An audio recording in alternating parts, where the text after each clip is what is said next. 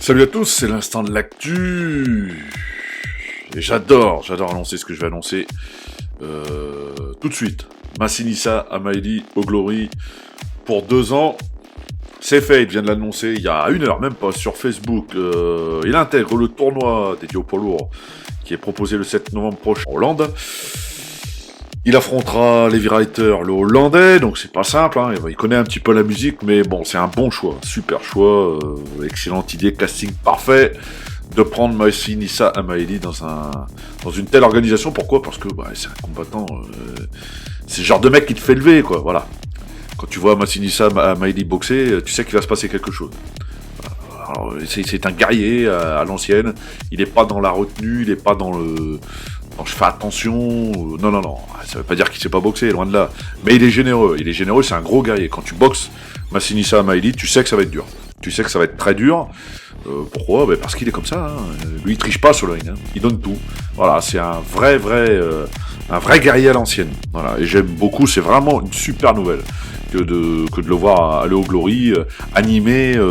Il pourrait boxer, je pense, même chez les moins de 95 kilos. Bon, là, il sera chez les plus de 95, mais je pense qu'il peut regarder dans la division d'en dessous, parce que si mes souvenirs sont bons, il était dans ces environs-là en termes de poids. Bon, il est peut-être plus à l'aise maintenant chez les poids lourds, donc personne ne s'en plaindra. Voilà. C'est un combattant excitant à souhait. Voilà. Il faut bien comprendre que le public va tout de suite l'adopter. Il a le style qu'il faut. Voilà, il a le style qu'il faut. Il avait plus à la Tatnef Cup, où l'a mis KO, je crois, Daniel Lanty. Le style avait bien plu aux Russes. Et je serais quand même surpris que ça plaise pas aux dirigeants du Glory. Voilà, ce que fait Massinissa sur le ring est quand même du domaine du spectaculaire en soi. Donc rendez-vous avec lui le 7 novembre prochain face à Levi Reiter en demi-finale. Il rejoint Nordine Mayedine qui lui affrontera dans une revanche Antonio Plaziba. Tournoi fou. Et les puristes vont apprécier avec un petit parfum de DZ quand même.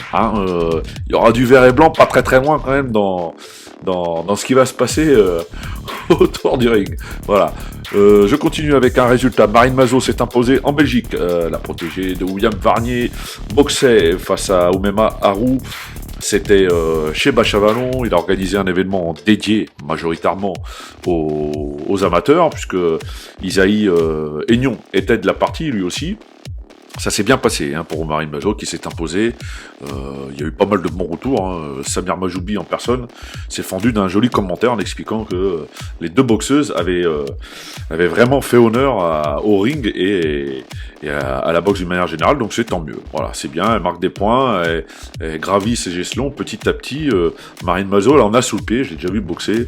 C'est pas une boxeuse qui attend. C'est une boxeuse qui prend les devants, qui prend l'initiative, histoire de faire bouger un petit peu les choses. On continue, avec une boxeuse. On l'entend très peu parler en France, et je plaide coupable, mais alors vraiment. Alors c'est vrai qu'elle fait sa carrière exclusivement en Thaïlande et dans les environs, donc c'est pas simple. Elle s'appelle Souris Manfredi, pardon. Et on parlait de guerrier tout à l'heure avec Massinissa Amaili. Là c'est un peu le même style, parce que j'ai quand même pris le temps de regarder quelques combats de cette boxeuse. C'est une vraie guerrière. Elle est championne du monde de lightweight, ce qui est quand même pas rien. C'est la première femme à avoir réussi cet exploit, et puis là elle va être la première française à intégrer le Thai Fight, donc c'est une belle récompense pour elle. C'est vrai que les médias français ça s'intéressent pas forcément à elle. Elle aurait dû boxer en France, et puis le Covid est passé par là, donc c'est un peu une petite consécration pour elle. J'essaierai de vous donner un peu plus de news la concernant, parce que elle mérite vraiment de l'intérêt, du respect dû à tous les champions, et c'est une grande championne. On va finir avec une autre bonne nouvelle. Avec tous les reports qu'il y a eu, personne va se plaindre d'une date à annoncer. Ce sera le 10 avril prochain, le choc des étoiles proposé par Lionel Spica. C'est à Châteauneuf-les-Martigues, à la Plaine des Sports.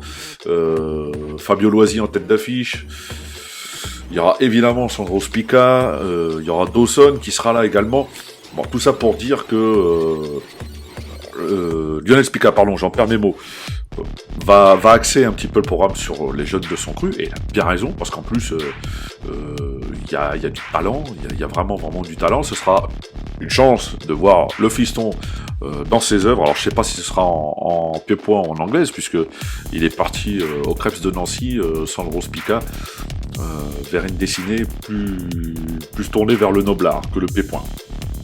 Grand bien leur face à ces gens du noblard de façonner, de l'aider à grandir, parce qu'il en a sous le pied, c'est une vraie pépite, ça fait longtemps qu'il inonde un petit peu comme ça. Alors c'est vrai que j'aime pas trop parler des jeunes d'une manière générale, mais lui il a la tête sur les épaules, il sait où il va, il n'est pas question de grosse tête, loin de là, il a du recul dans tout ce qu'il fait, il analyse tout, mais il a une vraie envie de faire de grandes choses dans la boxe, et il est bien parti. Il sera présent donc au Choc des Étoiles numéro 5, ce sera le 10 avril 2021, il faudra patienter un petit peu, vous avez compris que l'année 2020 est un petit peu fuie par les promoteurs, et on peut que le comprendre.